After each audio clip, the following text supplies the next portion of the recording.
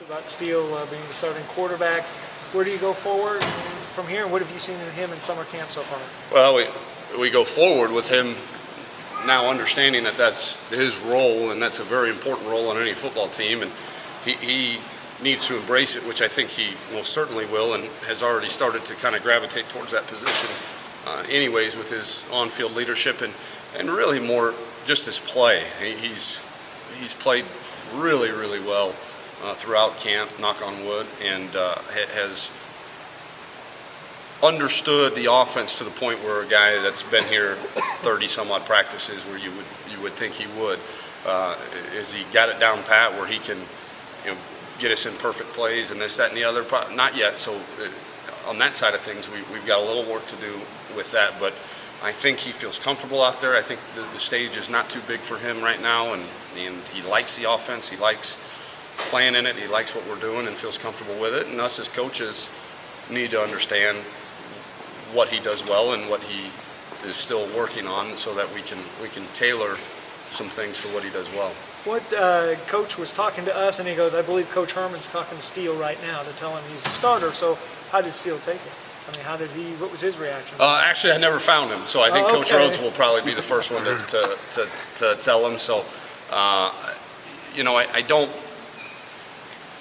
I don't think after the last 3 or 4 practices there was probably any doubt, so I don't think the kid's going to be too surprised. Okay. I think the way we've handled the reps the last few practices, and especially today in the scrimmage, he would have been shocked had it been the other way, most certainly. Yeah.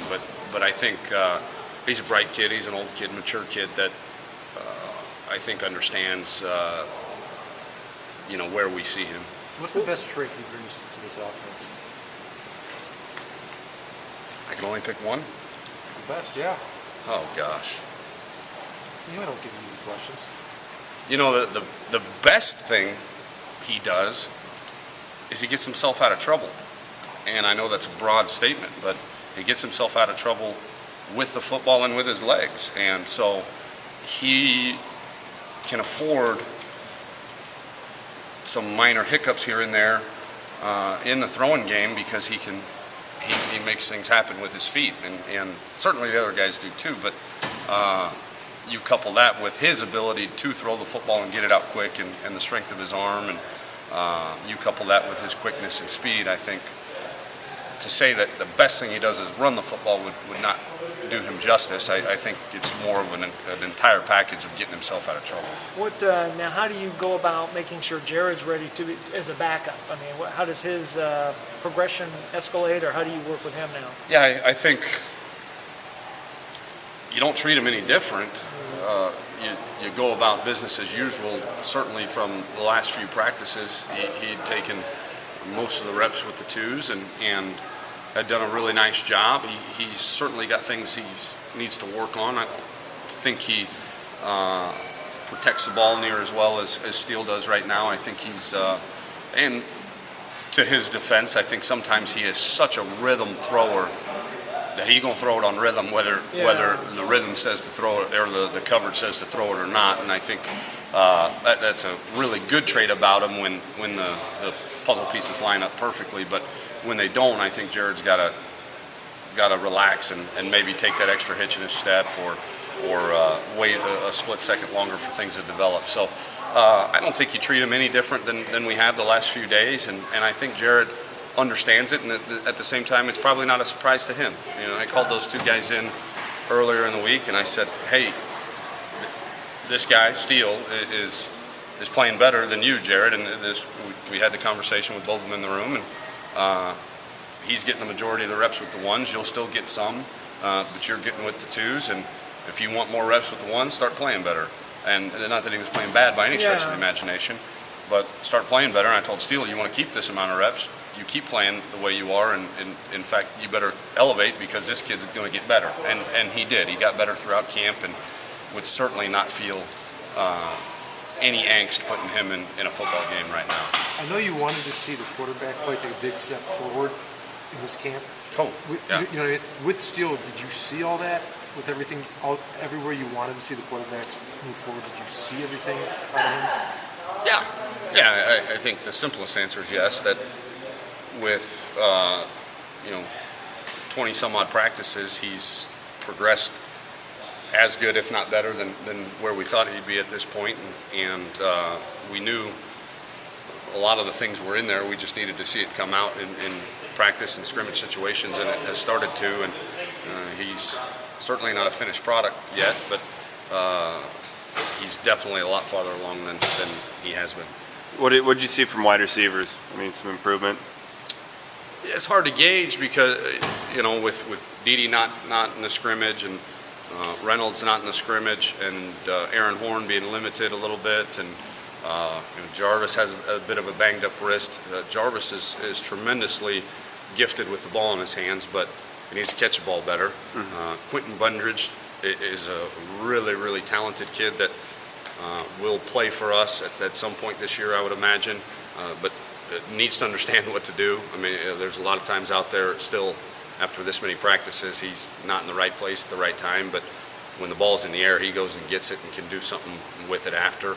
And then Josh Lenz has come into his own a little bit this camp and played well. So it's hard to gauge because we've been so sporadic with those guys in and out with little tweaks here and there that it's hard to gauge as a unit where we are. But individually, the guys that are playing and are healthy, I kind of like where we're progressing. So the plan is to play Bundridge, though? I think, and this is certainly without talking to Coach Rose, the plan is to get him ready to play. And if we need him to win football games, we'll play him. If not, then we won't. But I think that's the case for any true freshman is you get them ready to play if they show signs that they can. And then if the situation arises where you need them to win football games, then you play them. If you can get by winning football games without them, then you don't. So the plan will kind of unfold as the season progresses. The news about Jerome, a bit of a shocker. How have you dealt with that, and where do you go forward with him? Gosh, how have I dealt with it?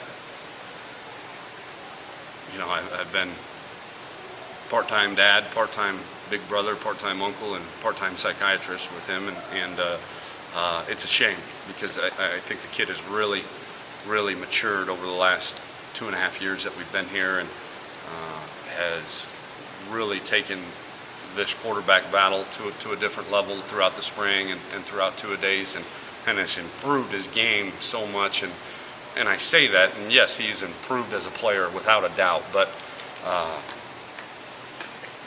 he's improved that much more as a young man too, and to see that, to see the circumstances that he's put himself in is a shame, because had he been this person 9 months ago, I'm sure this wouldn't have happened. So he's got to deal with that and come to grips with it and be the best teammate he can be while he's going through what he's going through, and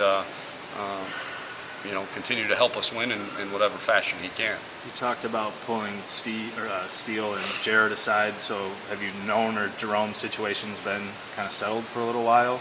I don't know exactly when we found out for sure.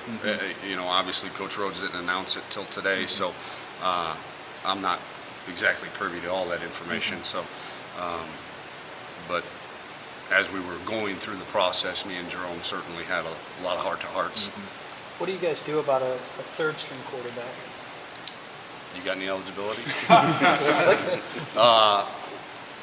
I would think right now we'll Sam Richardson has done an excellent job of learning the offense. Maybe the smartest true freshman quarterback I've ever been around, and really grasps it, really understands it, likes the game, likes the position of quarterback. So he'll get a ton of reps with the scout team and still with me during individual and meeting time with me. But I think if you needed to get out of a game, there's other options. There's Brett Bucher. There's ways to get yourself out of a game, and then determine that week whether what you have to do from there. But if you get down to your third-string quarterback at this level, it's awfully tough to. It doesn't matter who it is at this point. So, we'll play that by ear as the situation arises, and knock on wood, it doesn't arise very often in the course of a season.